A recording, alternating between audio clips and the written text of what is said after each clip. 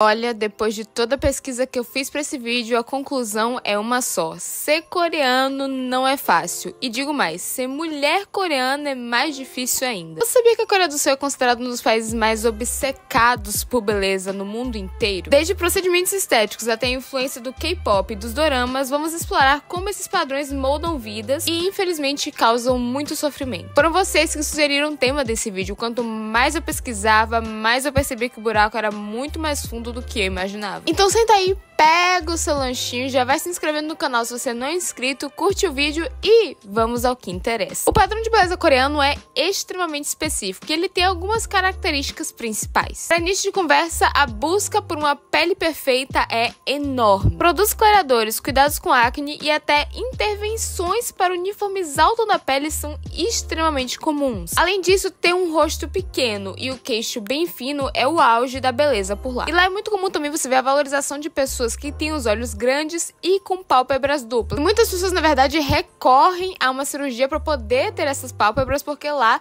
o mais comum é as monolids, que é a pálpebra única. Isso sem falar no corpo extremamente magro, que é o que é mais desejado por lá. É claro que isso leva a dietas muito rigorosas e perigosas. E todas essas características que eu falei aqui são muito propagadas nas propagandas, nos programas de TV, pelos idols, mas a gente vai chegar aí daqui a pouco. Mas é muito importante você entender que esses padrões, eles não surgiram do nada. Tem um motivo histórico, tem um motivo cultural, tem uma raiz aí que precisa ser investigada. Porque, historicamente falando, a pele clara era associada à nobreza, enquanto a pele escura era vista como algo de quem tinha que trabalhar no campo. Já o rosto pequeno e com os traços delicados está muito associado à feminilidade ideal. E é claro que a globalização e a ocidentalização tiveram um papel enorme em reforçar a ideia de que traços eurocêntricos são mais desejáveis. Não é à toa que as pálpebras duplas, que eu acabei de falar, são tão comuns por lá. E a pressão para você seguir esse padrão estético começa desde muito cedo, já que desde jovens eles crescem com essa ideia de que eles precisam se cuidar o máximo possível da sua pele, dos seus corpos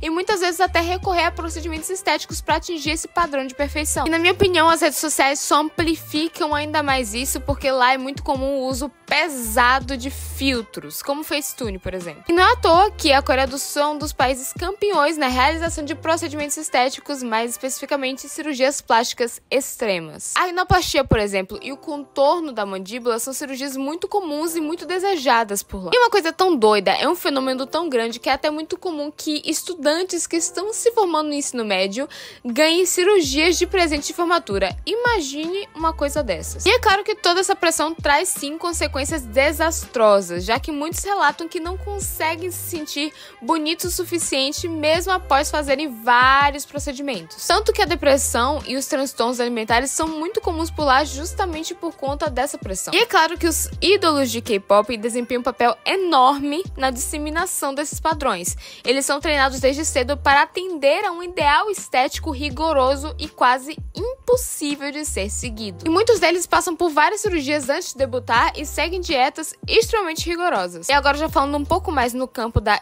especulação, eu acredito que toda essa pressão traz para os ídolos, traz para os cantores, para os atores, atrizes, enfim, consequências muito graves, fatais, inclusive. Porque quando eu tava fazendo a pesquisa para esse vídeo, eu recebi muitas notícias de pessoas que morreram inesperadamente e por motivos que a família não quis divulgar. E eram pessoas jovens, com boa saúde, com uma boa aparência, mas que talvez não estivessem satisfeitos o suficiente com a própria beleza. Mas é claro, isso é apenas no campo da especulação. Eu não tenho como dizer aqui realmente o que está acontecendo, mas é possível que realmente elas estivessem tão insatisfeitas com a própria aparência que tenham recorrido a situações tão graves quanto essa. E é claro que com o boom do K-pop e dos doramas, esses padrões estéticos estão sendo exportados para todo mundo, já que jovens em todo mundo, inclusive aqui no Brasil, estão tentando replicar a aparência dos seus ídolos. Não é à toa que os produtos de beleza coreanos, especialmente os de skincare, estão fazendo tanto sucesso, e aqui no Brasil não é diferente. É só você dar uma olhada na lista dos mais vendidos da Época Cosméticos que você vai entender exatamente do que eu tô falando. E embora isso tenha ajudado a globalizar a cultura coreana, também trouxe à tona um problema: a imposição de um padrão de beleza que não é realista e muito menos saudável. E por último, mas não menos importante, eu quero falar sobre os coreanos e coreanas que não conseguem atingir esse padrão que a gente tá falando aqui. O que acontece com eles? Eles são vistos como inferiores, feios e indignos de atenção. Muitas vezes só por ter a pele um pouco mais escura,